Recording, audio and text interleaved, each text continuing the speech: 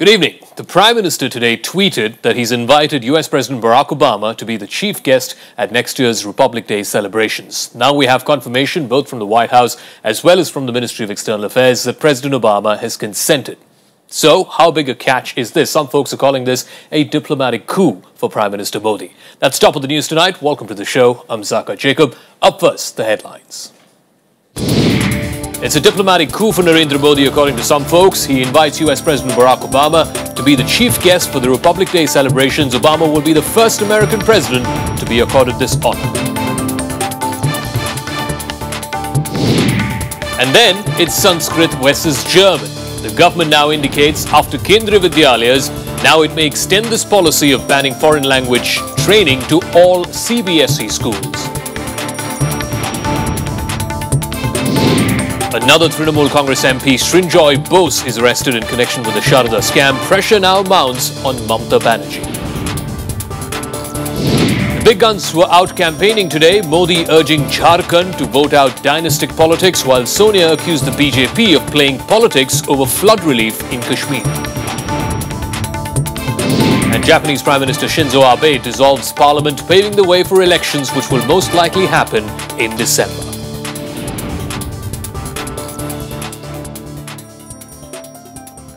So our top story on the news tonight. Prime Minister Narendra Modi has invited US President Barack Obama to be the chief guest at India's Republic Day celebrations in January. Prime Minister Modi tweeted that he is hoping to host Obama on the 26th of January. This will be the first time that an American president will attend the ceremony. Obama, we've been told by both the White House as well as the Ministry of External Affairs here in Delhi, has consented. He has accepted this invitation. The two leaders last met in Australia, that was just a few days ago, on the sidelines of the G20 summit, and that was just a day before India cleared the way for a crucial WTO deal with the United States, and that earned some praise from the US administration. In fact, Obama commended Modi's leadership for that breakthrough in the WTO talks. A letter was sent in writing formalizing that invitation. We have now received a confirmation through diplomatic channels of President Obama agreeing to come to India as the first US president for a Republic Day as the chief guest. This is also another first. President Obama will be the first US president to come to India a second time during his term of office. All right, for a man who couldn't step on the shores of America for 12 years, including this potential meeting in January, Modi would have met Obama virtually once every month for the last 5 months. Suhasini Haider is the diplomatic editor of the Hindu newspaper. She's now joining us on the phone line. So some folks are characterizing this as a diplomatic coup for Modi. Would you agree? And if so, why? Well, certainly it is important. It's a very important marker in India's foreign policy history. And a U.S. president has never been invited, in fact, to be the Republic Day chief guest. And it is significant that President Obama will be the first U.S. president who will grace the occasion on India's 66th Republic Day parade. It also shows that Prime Minister Modi, in this short period of time as Prime Minister, has been able to establish both good personal relations as well as restart or kickstart India-US relations that had been flagging for the past year. And the fact that the invitation was made to President Obama when the two leaders met at that East Asia summit and that he came back with a positive reply really just cements how much better the relations between the two countries are. So I think what it is this very, very significant marker of good India-US relations, which have been flagging for some time. There was an uptick when the Indo-US nuclear deal was signed, and this was in 2006. And then, like you said, some amount of ambivalence in UPA too. Now with these repeated meetings with Obama, and now if Obama is going to be the Republic Day chief guest, what does that mean beyond the personal camaraderie that these two leaders share? What does it mean in substantive terms? Because after the US visit of the Prime Minister, there was some criticism in some quarters that it's lacking on substance. It's full of showmanship, if you will. Well, let's be honest. This is also an honest acknowledgement of the US's position vis-a-vis India. For too many years, there has been a kind of vagueness, if you like, about what position the US holds for India, given that there has been resistance, as you said, with the nuclear deal and other ties between the US, that there was a sense of some kind of political resistance to that as well.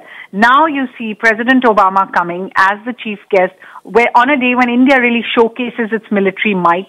This is an invitation that is really reserved, if you like, for India's closest friends. It's not for nothing that the King of Bhutan has been the chief guest quite so many times. It is because it is an invitation that's given out in very thoughtful ways.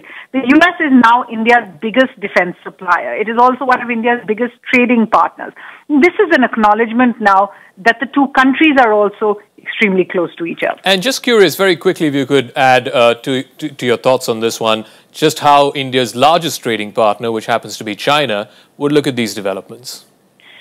Well, relations with China certainly have not achieved the momentum that many had expected they would between the new government and the Chinese government, especially given that President Xi Jinping came quite so early in the government's tenure to Delhi for that bilateral visit. However, incidents at the LAC between the two countries, the fact that the border talks have not really gone forward, seem to indicate a certain lull in the relations between the two countries. Also, of note has been that Prime Minister Modi has made a point of India's concerns over freedom of navigability when it comes to the South China Sea, not just here in India. He's spoken about it there in Japan. When India and the US had their joint statement after his meeting with President Obama, those concerns again found place in the joint statement.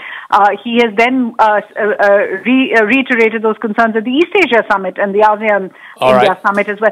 So what you're seeing is a certain, if you like, a clearer positioning of the India-US alliance when it comes to shared concerns. Okay, we'll see how this plays out. It's a funny game, isn't it, diplomacy? Thanks for joining us. Suhasini Haider is the diplomatic editor of the Hindu newspaper, giving us her thoughts and perspective into this big news coming in tonight that Prime Minister Modi has invited President Obama of the United States to be the first American president to be the chief guest at India's Republic Day celebrations in January of 2015.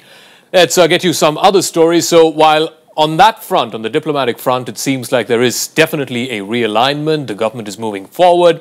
That's not quite the case domestically, because the government finds itself in a soup on the whole German versus Sanskrit row.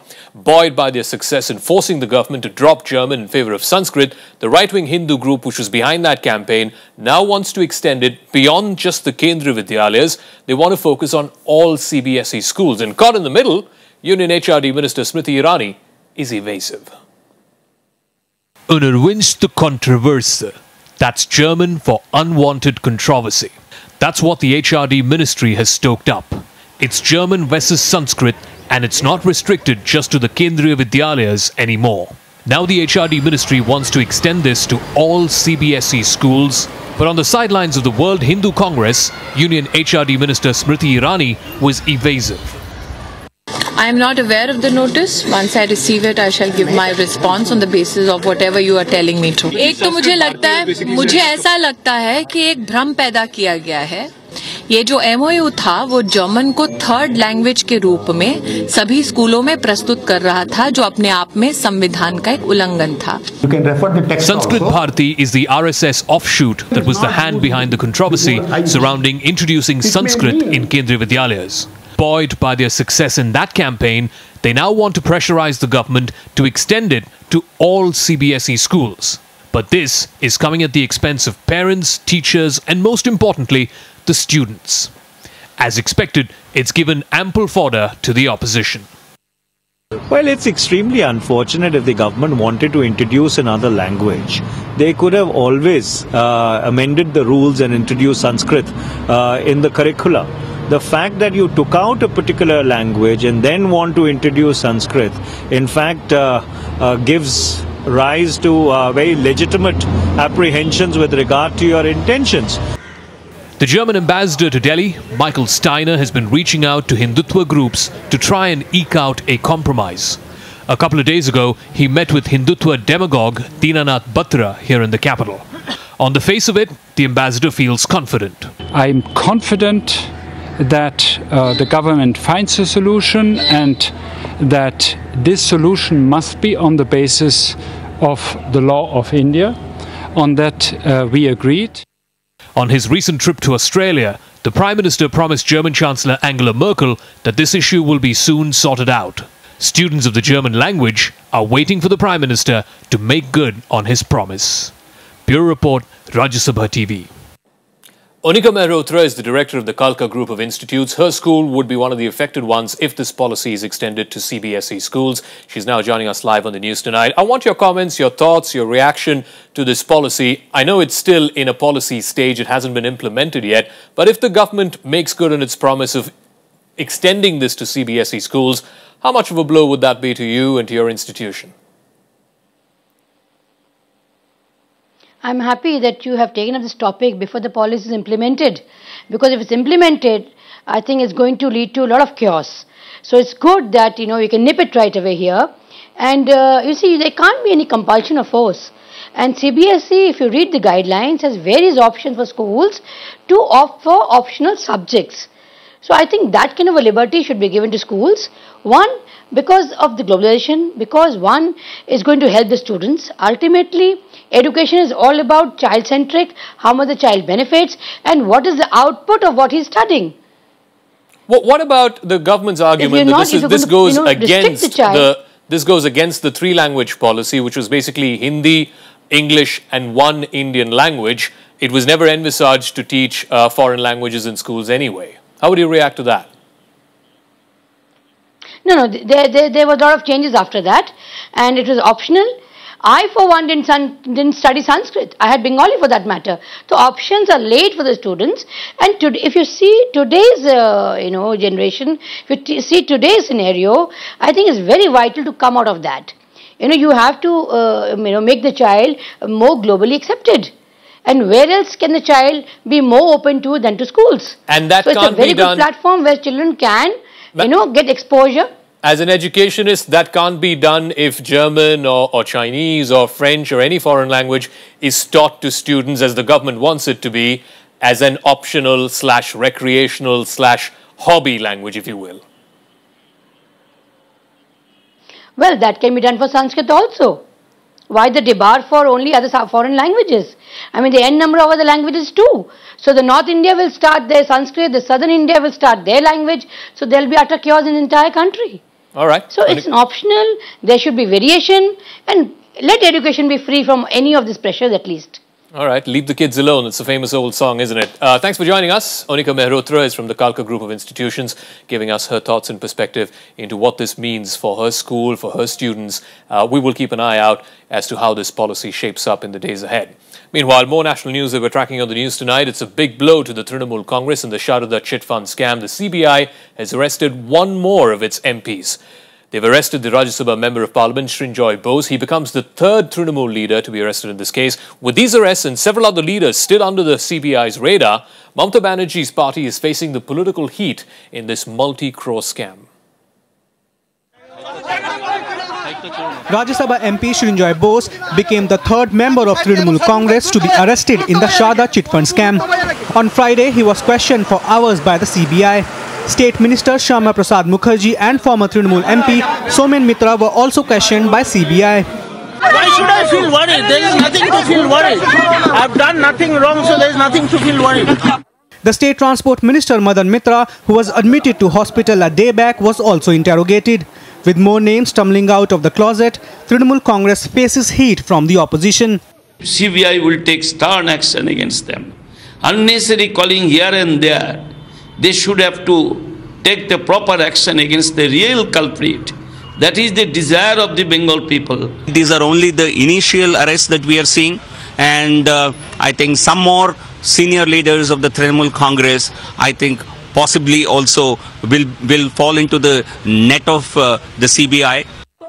A cornered Trinamool Congress tried to highlight CBI's lack of credibility a day after Supreme Court wrapped its outgoing chief Ranjit Sinha. The party tried to put the blame on BJP, accusing it of using the agency against the Mamata government. তোমার CBI কি করছিল? Chit fund তোমার CBI কি করছিল? তোমার সেবি কি করছিল? তোমার রিজার্ভ ব্যাংক কি করছিল? চিট ফান্ড রাজ্যের আদলে নয়, রাজ্যের হাতেও নয়। CBI is a political tool used by the previous government to settle political scores. And I'm afraid the BJP is doing an action replay. They cannot combat the Trinamool politically, so what do they go and do? They use the discredited CBI to try and attack us. Earlier, Trinamool Congress suspended its MP Kunal Ghosh before he was arrested last November. He tried to commit suicide in jail last week, demanding the arrest of the guilty. CBI has hinted that more arrests could follow in the case. Bureau Report, Rajya Sabha TV. The government says it may ease norms for domestic airlines to operate in international sectors without any restrictions either on fleet size or on operational experience. The Civil Aviation Ministry is preparing a cabinet note for the abolition of the 5/20 rule, which would simplify norms for flights overseas. Startup domestic airlines may soon be allowed to start international operations within a year of launch. This comes after the government being keen to revoke the 5/20 rule on flying abroad. The rule mandates that every Indian airline must complete 5 years of domestic operations and must have a fleet of at least 20 aircraft before it is allowed to fly abroad. 520 restricts Indians from performing. So that I think will have to go. The strategy has to be developed which will replace this 520 with a workable, transparent policy which will not be opaque. Cabinet note for easing these norms was moved by UPA government just before the Lok Sabha elections but could not be taken up due to election code of conduct. The first demand to remove 520 rules came from Kerala's Omen Chandy government when it announced plan to launch Kerala Airways for the benefit of millions of its residents residing in the Gulf region. Air India, Indigo, SpiceJet and Jet Airways are all opposed to the 520 restriction being lifted. Whether it is lifted entirely or merely diluted, startup airlines Vista and Air India Asia will benefit. Since the rule doesn't apply to foreign carriers, international airlines have benefited greatly from the lack of competition. Foreign airlines have strengthened their hold on highly profitable sectors like the connections between Europe and North America and the Indian subcontinent. The government's move to review that policy of 520 is a very progressive action. It will be for the betterment of the industry. The 520 rule is unique to India and is seen as a needless restriction on Indian airlines. The fleet size requirements incur a large startup cost for domestic airlines. This move, if enforced, could propel the ailing aviation sector. Kriti Mishra, Rajya Sabha TV.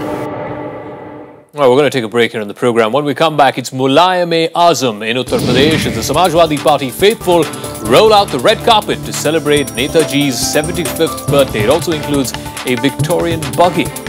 News Tonight is back right after this.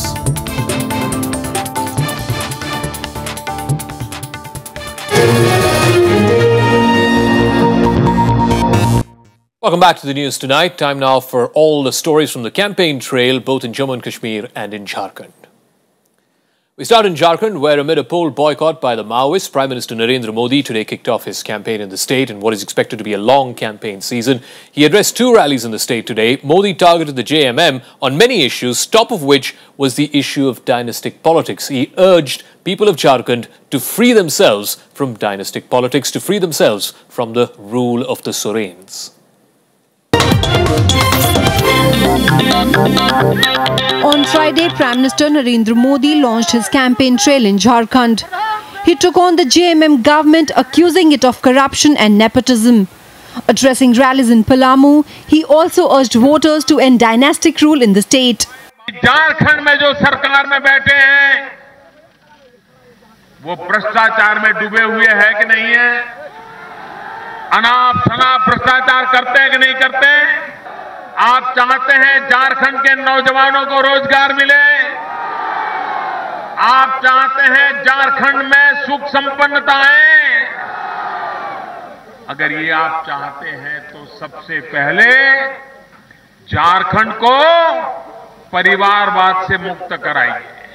Eyeing BJP's return to power in the tribal-dominated state, Modi highlighted his efforts as PM to develop the backward state. दुनिया के किसी भी बड़े नेता को मिलते हैं, दिल में एक ही बात रहती है, मेरे भारत के गरीबों का भला कैसे हो, मेरे भारत के नौजवानों का भला कैसे हो, मेरे आदिवासियों का भला कैसे हो, मेरे पिछड़े भाइयों बहनों का भला कैसे हो। There was tight security for his rallies amid a poll boycott called by the Maoists.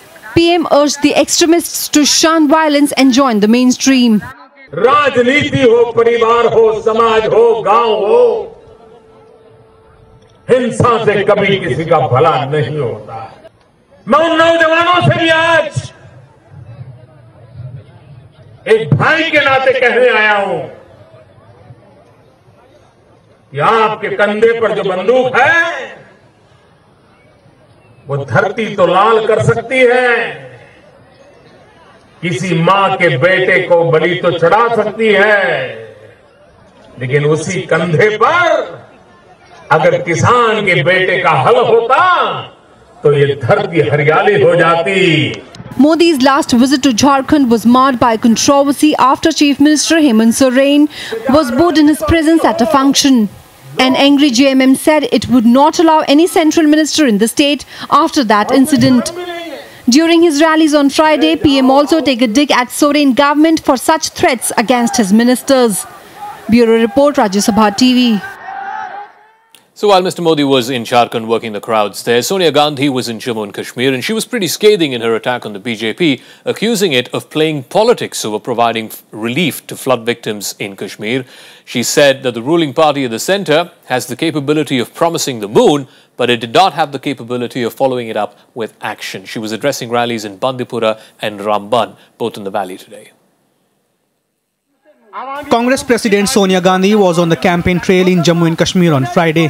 Addressing two rallies in the poll-bound state, she chose to attack the BJP-led government at the centre. She accused the ruling party of playing politics over flood relief.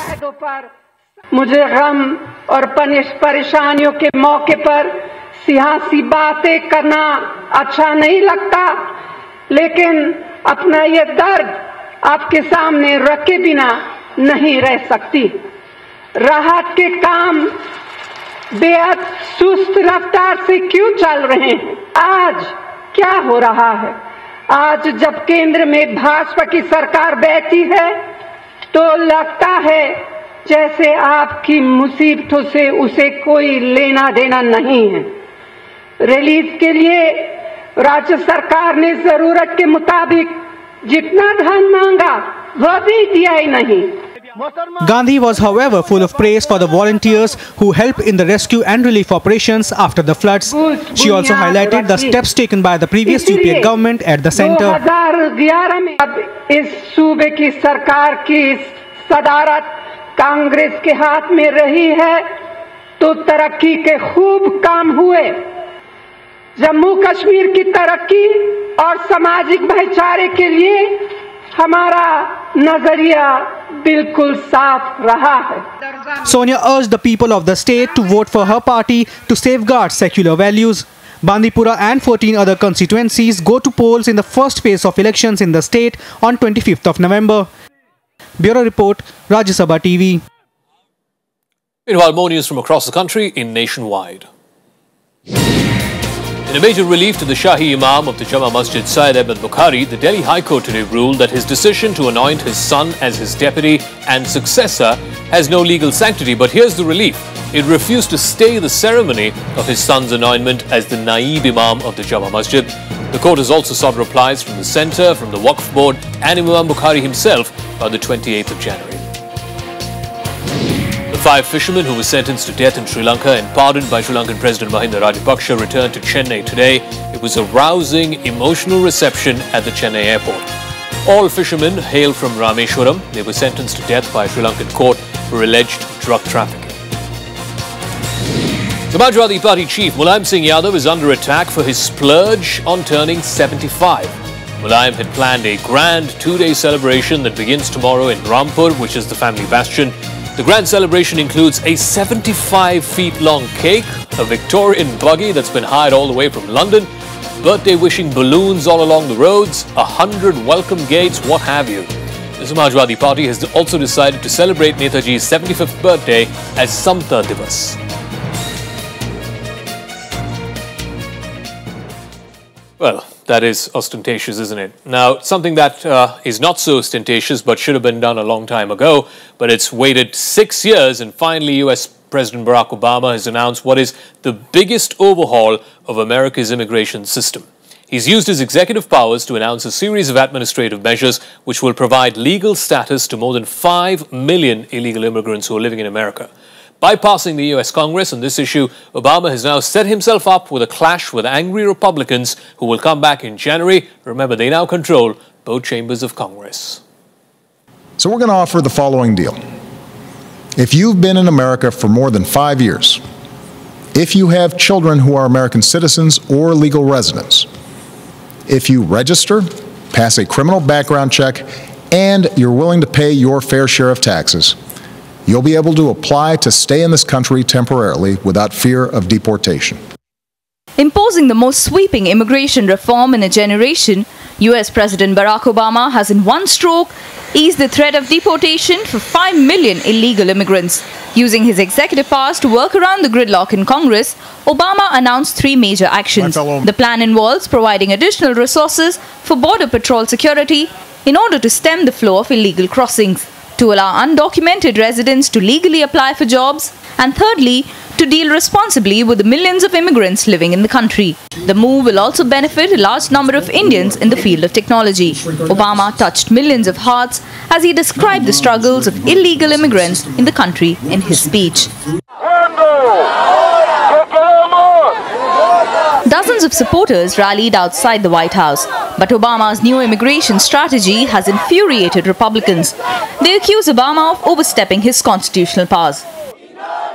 Instead of working together to fix our broken immigration system, the president says he's acting on his own. That's just not how our democracy works. The president had said before that he's not king and he's not an emperor, but he's sure acting like one. And he's doing it at a time when the American people want nothing more than for us to work together. Republicans cannot halt a presidential ruling, but they sure can make his life difficult in his last 2 years in power, as the Republicans hold majority both in the House and the Senate. The president will need the support of Democrats to fend off Republican attempts to pass a legislation which challenges this executive decision. Bureau Report, Rajya Sabha TV. The new Congress will come to Washington in January. January would be a good time for President Obama to be far away from DC. India would seem like a good idea. Now, in Japan, Prime Minister Shinzo Abe has dissolved the parliament, paving the way for a snap election. It's going to be the second election in just 2 years. He's seeking a mandate for new economic reforms after the world's third largest economy slipped into a recession, an unexpected one of that, just a few days ago. Japan will now head to the polls in mid-December.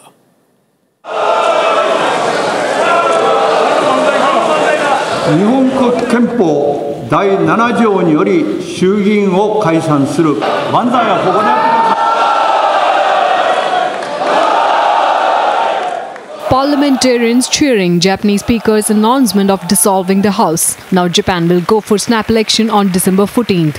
Just 2 years after returning to power, Prime Minister Shinzo Abe is now seeking a fresh mandate for fresh impetus to his economic strategies. 本日、衆議院を開催いたしました。この解散はアベノミクス解散であります。アベノミクスを前に進めるのか、それとも止めてしまうのか。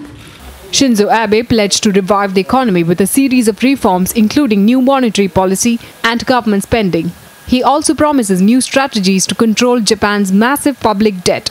However, opinion polls indicate dwindling support for the Japanese Prime Minister, with people questioning why he has called elections 2 years ahead of the schedule. 景気回復、この道しかありません。そのことをこの選挙戦を通じて皆さんにしっかりと訴え続けていきたいと考えています。大義がね、なんかボケてるというかね、なんかちょっと小さいというかね、もうちょっと小泉首相みたいに郵政解散とかね、そういう。It is quite evident that Shinzo Abe hopes to cement his grip on power before his support ratings dip any further. After Abe launched his ambitious economic plan, Abenomics, Japan's GDP went up initially but continued to slide later on, until it entered a technical recession this year.